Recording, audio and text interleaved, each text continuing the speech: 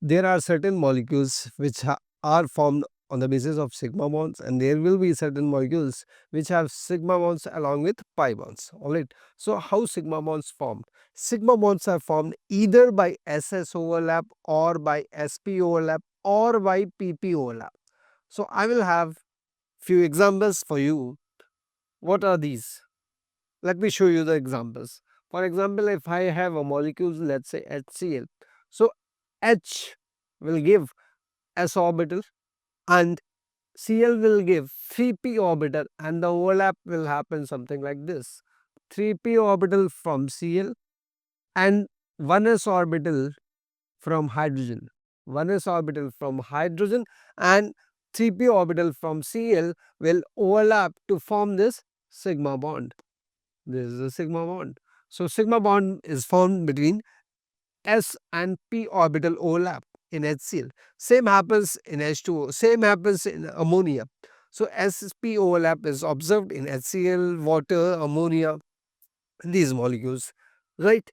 And now I'll take another example in which pp overlap is happening for the formation of sigma bonds. Let us take example of fluorine and fluorine bond. So what happens? 2p orbital from one fluorine, 2p orbital from one fluorine, and 2p orbital from another fluorine overlaps. If it is px, it will be px.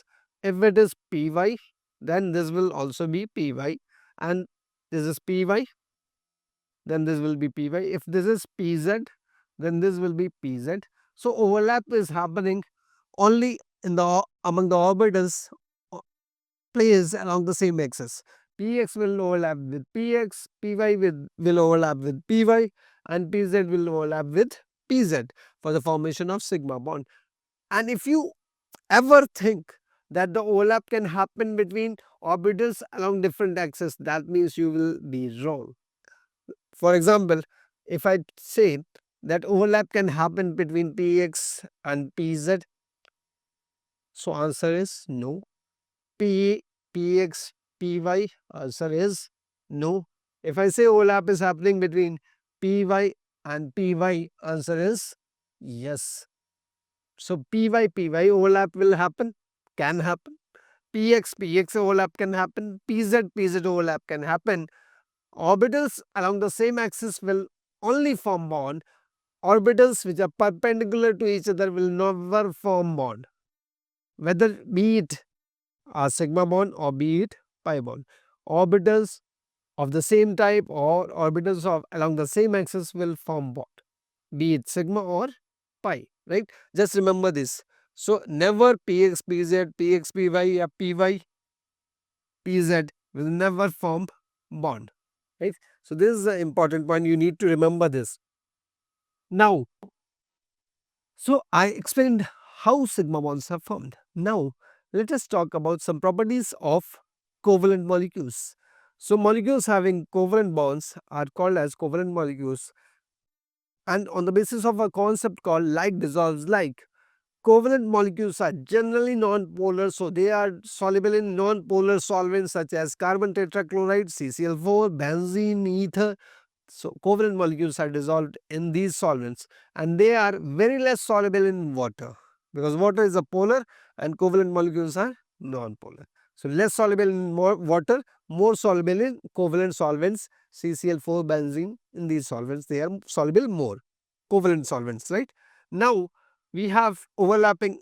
I already explained that you can have Py, Py overlap, Pz, Pz, or Px, Px. Never Px, Py, Px, Pz, Py, Pz, never. Right? Next, we have few physical properties such as physical state, melting point, solubility, and conductivity.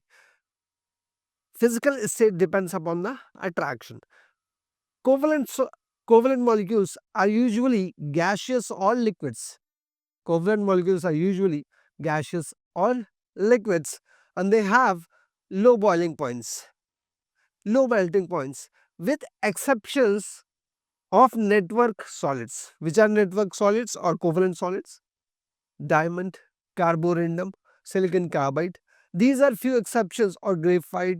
These are few exceptions where number of covalent bonds is so high that they have the highest melting point among salts.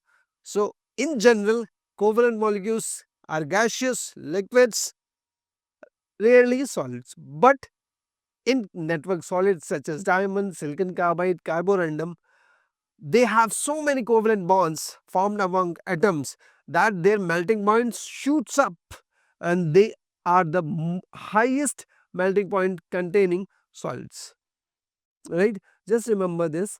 In general, ionic bond or ionic compound will have a higher melting point, but in network solids such as diamond, silicon carbide, carborundum, they will have highest melting point than ionic solid also.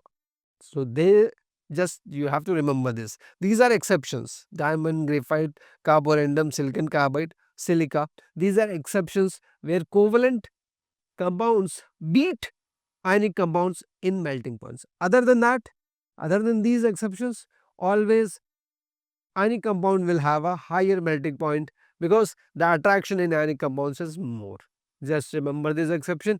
You will be able to solve everything else. I'm very sure about that. That's it.